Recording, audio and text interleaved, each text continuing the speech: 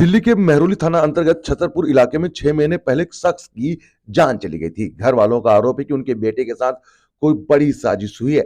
ऐसा आरोप पीड़ित परिवार की तरफ से लगाया जा रहा है और दिल्ली पुलिस अस्पताल की कार्यशैली पर भी सवाल खड़ा कर रहा है परिवार।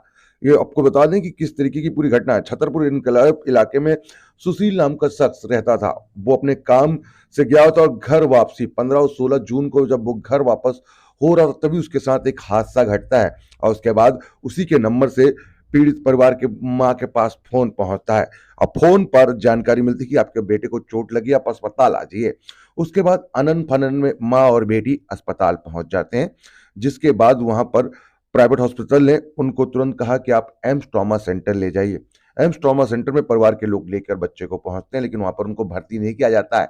उसके बाद सफदरजंग अस्पताल ले जाया जाता है सुशील को, जहां इलाज के दौरान सुशील की मौत हो जाती है। उसके बाद परिवार के लोगों ने पूरी जांच जुटाने की कोशिश करी कि आखिरकार उनके बेटे के साथ क्या हुआ है। 6 महीने बीत चुके हैं, अभी तक ये साफ नहीं हो पाया कि आखिरकार उनके बेटे के साथ हुआ क्या है। दिल्ली पुलिस के थाने, डीसीपी, कमिश्नर, हर जगह पर ये परिवार जो है चक्कर लगा चुका है, लेकिन अभी तक पीड़ित परिवार को इंसाफ नहीं मिल पाया। वहीं अस्पताल में, छतरपुर के अस्पताल में आखिरकार सुशील को भर्ती किसने कराया था, ये सवाल खड़ा हो रहा है और अभी तक ये साफ नहीं हो पा रहा कि आखिरकार सुशील की रोड एक्सीडेंट में मौत हुई है या उसके साथ कोई हादसा हुआ है। इसी की मांग को लेकर लगातार जो है थाने के चक्कर जो है पीड़ित परिवार काट रहा है, लेकिन उसके बावजूद भी अभी तक उनको इंसाफ नहीं मिल पा रहा और दिल्ली पुलिस की कार्यशैली पर भी सवाल खड़े हो रहे हैं कि आखिरकार दिल्ली पुलिस आखिरकार पूरी सच्चाई सामने क्यों नहीं ला रही और पीड़ित परिवार को आखिरकार ऐसा कौन सा राज है जो छुपाने की कोशिश कर रही है, जो उनको नहीं बता रही है। आप देख सकते हैं कि थाने के बाहर किस तरीके से पीड़ित परिवार जो है आए दिन पहुंच रहा है, लेकिन उसके बावजूद भी उनको कोई इंसाफ नहीं मिल पा रहा। आखिरकार उन्होंने मीडिया का सहारा लिया और मीडिया में अपनी बात रखी कि किस तरीके से दिल्ली पुलिस उनको तंग कर रही है। अब देखना होगा कि दिल्ली पुलिस का इस पीड़ित परिवार को इंसाफ दे पाएगी कि आखिरकार सुशील की मौत कैसे हुई थी, ये अभी तक साफ नहीं हो पाया। आर सोनी न्यूज के लिए आप देख रहे हैं कैमरामैन राहुल के साथ नीरज अवस्थी की रिपोर्ट। संजू देवी जी, क्या हुआ, क्यों थाने के चक्कर आप लोग रोज काट रहे हैं, क्या दिक्कत? सर, मेरा बेटा 12 बजे रात को नाइट ड्यूटी में गया था। कब? 15-16 के बीच में, जून में 2022 में। और वो जैसे लौटा वैसे कोरोना हॉस्पिटल से फोन गया कि तुम्हारे बेटे के चोट लगी है। मेरे बेटे का मोबाइल से गया हुआ है कॉल, और वहाँ से हम आए तो मेरा बेटा होश हवास में था, बिल्कुल होश में था। हमें कहा कि मम्मी बैठो, ये भी बोला कि मम्मी हमें बहुत लोग मारा है, हम कल मैं मर जाऊंगा, मैं जिंदा नहीं रहूँगा। जब से मैं 6 महीने से थाने के चक्कर काट के मैं परेशान हो रही हूँ। नहीं, आप उस हॉस्पिटल से फिर अपने बच्चों को कहीं लेके गए थे किसी दूसरे? जी, वो हम जिम ले जा रहे थे, वो क्या किए थे, ओला बुक कराए थे, तो डॉक्टर ने बोला कि ओला में सेफ्टी नहीं है, आप हम एम्बुलेंस मंगा देते हैं। एम्बुलेंस मंगाया और उसमें पर्ची मांगे, पर्ची नहीं दिए और पैसे भी कल हो के पैसे भी लिया उसने और पर्ची नहीं दिया। ड्रामा सेंटर में भेज दिया बिना पर्ची का, वो ड्रामा सेंटर वाला नहीं लिया। फिर मेरा बेटा उल्टी करने लगा, घबराने लगा, बेहोश होने लगा, तो हम सफदरजंग में लेके आए। वो भी रात भर घुमाते रहे और 10 बजे सुबह 16 तारीख को उसने तब जाके नाक कान वाला डॉक्टर कहा कि दिमाग वाला डॉक्टर से दिखाओ, तो 10 बजे हम ले गए तो मेरा बेटा ऑपरेशन थिएटर में चला गया।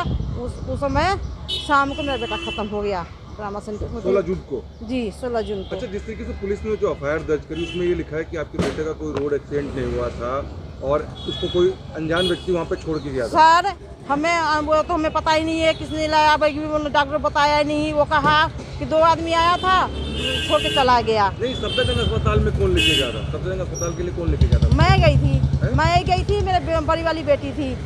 हाँ, हम ही दोनों थे और कोई नहीं था मेरे साथ। तो पुलिस ने तो एफआईआर में लिखा है कि उसमें आपके बच्चे को कोई और एडमिट करा गया था अनजान जी। में। पुलिस वाले तो हम लोग से अभी कोई गवाही नहीं लिए है, ना कुछ पूछताछ किए हैं कि कैसे हुआ नहीं हुआ। पुलिस वाले तो ऐसे झूठ मूठ के बना दिए एफआईआर। हम लोग से कोई गवाही नहीं ली है कि मेरा बेटा क्या बोला था, मेरे बेटा के हम कैसे ले गए, कैसे फोन आया। सारा जिम्मेवार डॉक्टर कोरोना वाला है, उसने मारा है मेरा बेटा को। अच्छा, जिस गाड़ी से आपके बेटे का एक्सीडेंट हुआ कौन सी गाड़ी थी, कुछ पता चल पाया? मेरे बेटा का था वो बाइक पर था और जो लड़का लवंडा था वो स्कूटरी पर था। वो रोड साइड से आ रहा था उसको मतलब हेलमेट नहीं था, कुछ भी नहीं था उसके तब पास। से दोनों गाड़ियां यहीं पे बंद है थाने के अंदर? जी नहीं, यहाँ दोनों ये आईओ 17 तारीख को सारा दोनों गाड़ी उठा कर ले आए, यहाँ बंद कर दिए। लेकिन एफआईआर में तो जिक्र नहीं है कि एक्सीडेंट नहीं हुआ। अब ये तो ये आईओ बताएंगे ना, आईओ तो हमें घुमा ही रहे हैं 6 महीना से, मैं तो चक्कर काट काट के मैं थक गई हूँ। सर हमारा कोई नहीं है, मेरा इकलौता लड़का था। अब क्या चाहते हो आप लोग, क्या चाहते मैं चाहती हूँ कि हॉस्पिटल में करवाई हुआ है, हो? इंसाफ चाहते हैं आप? इंसाफ चाहते हैं हम। मेरा डॉक्टर वही मारा है, मेरा बेटा को तो जानबूझ के मारा गया है सर, हॉस्पिटल वाले ने मारा है। प्रकाश जयप्रकाश जी, आपका कितने साल का बेटा था जिसकी मौत हुई? सर, मेरा लड़का था 24 साल का। क्या नाम था? उसका नाम सुशील था और रात को 1:30 बजे ड्यूटी से आ रहा था। छतरपुर में पता नहीं क्या हुआ, किसी ने मारा नहीं मारा, हमें उसके बारे में कुछ पता नहीं है। घर से हॉस्पिटल से फोन आ रहा है कोरोना से हमारे घर पे कि आपके लड़के को चोट लग गया है, छतरपुर आ जाओ। उसके बाद फिर 10 मिनट बाद फ़ोन आ रहा है मेरे ही बेटे के फ़ोन से, डॉक्टर साहब करना है कि तुम्हारे बेटे को ज़्यादा चोट लगा हुआ है, हॉस्पिटल आ जाओ कोरोना में।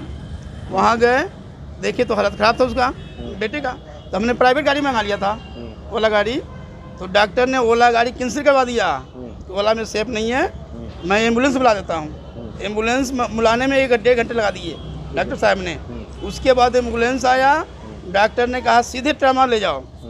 हमारे बच्चे कहने लगे डॉक्टर साहब पर्ची दे दो, डॉक्टर ने पर्ची नहीं दिया, बोला कि पर्ची नहीं दूंगा। ट्रामा सेंटर गए, डॉक्टर ने कहा पर्ची दोगे तो ही भर्ती लेंगे, नहीं तो नहीं लेंगे।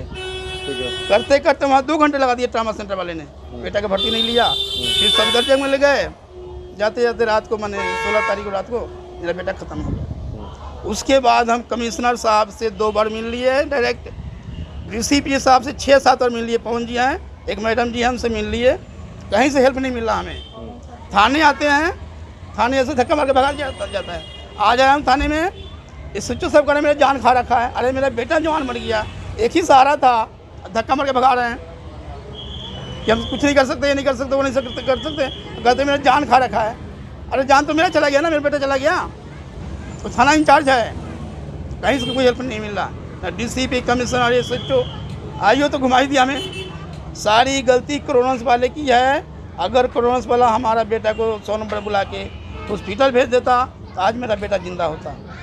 हॉस्पिटल ने अगर पर्ची देता तो ट्रामा सेंटर ले लेता, आज मेरा बेटा जिंदा होता।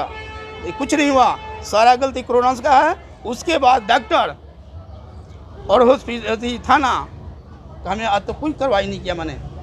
अभी लगता है आपको इंसाफ मिल पाएगा? नहीं मिलेगा इंसाफ, मर जाएंगे, इंसाफ नहीं मिलेगा, मर जाएंगे, हमारा पूरा फैमिली मर जाएगा, कोई इंसाफ नहीं मिलेगा दिल्ली हमें। पुलिस पे विश्वास है कि नहीं है? विश्वास कहाँ है सर, 6 महीने हो गए दौड़ते दौड़ते, आज तक केस मैंने कोर्ट में नहीं गया।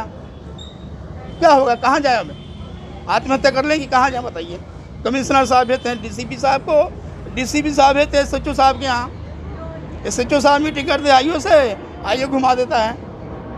यही हो रहा है मेरे साथ 6 महीने से, इंसाफ नहीं मिला। तुम्हें इंसाफ मिलेगा नहीं मिलेगा भगवान जाने। आपके साथ क्या हुआ है? मेरे भाई का एक्सीडेंट हुआ था 16 तारीख की रात को, 16 जून को।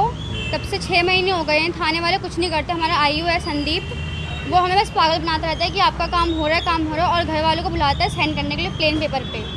डेली वो पागल बनाता है। हम डेली थाने पे आते हैं, उनसे पूछते हैं क्या हो रहा है, क्या काम कर रहे हैं, क्या चल रहा है। ना हमें वो प्रूफ दिखाते हैं, ना कुछ करते हैं। इसको लेकर आप लोगों ने जो शिकायत करी, कहाँ कहाँ पर दिल्ली पुलिस में शिकायत करी? हम हर जगह जा चुके हैं, ACP, DCP, हर जगह ऊपर तक जा चुके, कमिश्नर तक जा चुके हैं, लेकिन कुछ नहीं होता। 6 महीने हो रहे हैं, अभी तक कोई कार्रवाई हो पाई? कुछ भी नहीं, कुछ भी नहीं।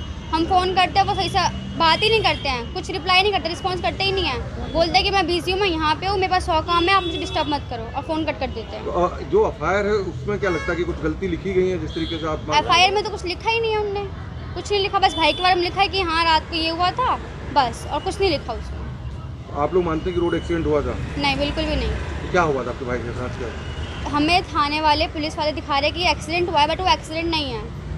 एक्सीडेंट से कोई बंदा जल्दी मर नहीं सकता। मेरे भाई का जो सीन था वो मतलब बहुत स्ट्रॉन्ग था, वो मर भी नहीं सकता, इतनी हल्की चोट में मर नहीं सकता, वो उसको मारा गया है। तो कौन मारा? क्योंकि हॉस्पिटल में भी कहा था, जिस हॉस्पिटल का पहले डॉक्टर ने मारा होगा, रखा है उसने 1 घंटे हॉस्पिटल में। उसके बाद फिर क्या सफदरजंग ले गए थे, ट्रॉमा ले गए थे? पहले ट्रॉमा ले गए, उन्होंने उसको एडमिट नहीं किया, बोला कि स्लिप दो पहले। स्लिप हमारे पास थी नहीं, डॉक्टर से हमने मांगा कि स्लिप दे दो, उन्हें स्लिप दी नहीं हमको। अच्छा। फिर ट्रॉमा में उन्होंने लिया नहीं, फिर हम सफदरजंग लेके गए, फिर वहाँ पे उन्हें बहुत टाइम लगा दिया, 4-5 घंटे लगा दिया एडमिट करते करते ही। उतने में वो बेहोश हो गया, खत्म हो तो गया। हॉस्पिटल की भी लापरवाही मानती है कि पूरी पूरी पूरी। क्या नाम है हॉस्पिटल का, किस हॉस्पिटल का? पहला तो वो गया था क्रोनस में, उसके बाद मम्मी लेके गई, मेरी बहन और मेरी मम्मी ले गई वहाँ पे ट्रोमा में, वहाँ पे एडमिट नहीं किया, फिर वो गए सफदरजंग में कहीं पे सफदरजंग में इलाज। दर्द हो गई। हाँ जी। अभी तक पुलिस आज भी मिलने आप लोग आए, पुलिस ने क्या कहा अभी कुछ? कुछ नहीं, कोई रिस्पांस नहीं करते वो। एसएचओ से मिलते वो बोलते कि इनने हमारी जान खा रखी है, ये पागल बना रहे हैं हमारा, ये ऊपर ऊपर तक जाते हैं, परेशान कर रखा है। अरे भाई मेरा भाई खत्म हुआ है तो हम किसको पागल करेंगे, हम किसके पास जाएंगे बताओ? हम तो उनके पास ही आएंगे ना कि प्रूफ दो हमको, कुछ करते ही नहीं है वो।